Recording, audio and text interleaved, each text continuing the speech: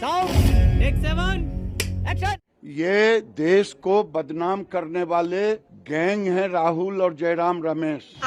Hindenburg हमें बदनाम करता है, अब हिंडनबर्ग पर कड़ी से कड़ी कार्रवाई होगी। तो भैया देखा, जब से हिंडनबर्ग ने अडानी और जांच एजेंसी सेबी की पोल खोली है, तब से पता नहीं क्यों जुमला पार्टी वालों का खाना पीना उठना बैठना दुश्वार हो चुका है।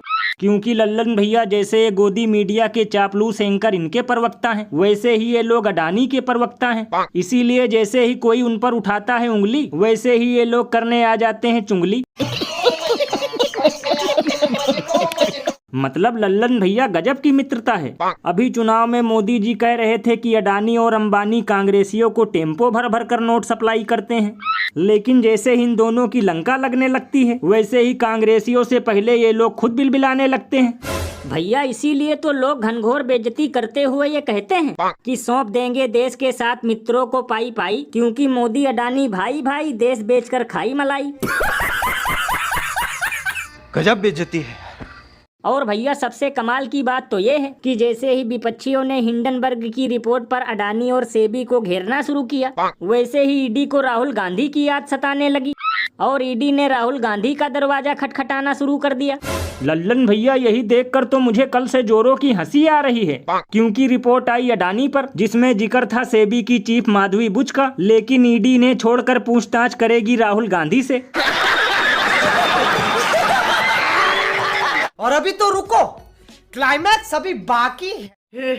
हे प्रभु, हे प्रभु, हे हरि राम कृष्ण जगन्नाथ प्रेमानंद, ये क्या हुआ? गलाव में पानी आ गया। ये सब क्या देखना पड़ रहा है? अच्छा है मैं अंधा हूँ। तो भैया देखा, पहले ट्रेन केवल पटरी से उतरती थी, खेतों में जुताई करने के लिए घुस जाती थी, लेकिन आजकल ट्रेन के डिब्बों में बंटवारा भी होने लगा। तो लल्लन भैया इसमें चौंकने की क्या बात है, क्योंकि यही तो अमृत काल है। और ये तो कुछ भी नहीं, देखना जब कुछ दिनों बाद एक ही पटरी पर दो ट्रेनें आमने सामने होंगी तो ये वरमाला डालकर आपस में शादी भी कर लेंगी। बताओ, हिंदू मुस्लिम करके ये लोग देश को बांट रहे थे, लेकिन अब ट्रेन के डिब्बे ही बट गए। और लल्लन भैया मेरे हिसाब से तो अब रेल का नाम बदलकर फेल रख देना चाहिए, क्योंकि कोई ऐसा दिन खाली नहीं जाता जिस दिन कोई ट्रेन हादसा ना हो। भैया इसीलिए तो इस पर महान कवि बाबा लपेटू दास ने कहा है कि लगता है अब ट्रेन में यात्रा करने से पहले चेक करवाना पड़ेगा कुंडली, क्योंकि आजकल ये कुछ ज्यादा ही जा रही है स्वर्ग की गली। अरे बाप रे, ये तो धोती खोल रहा है। बताओ, गजब का अमृत काल चल रहा है। सुबह सोकर उठो तो एक रेल हादसा, शाम को सोने से पहले एक रेल हादसा, मतलब रेल भी ससुरी टेबलेट की तरह हो गई है।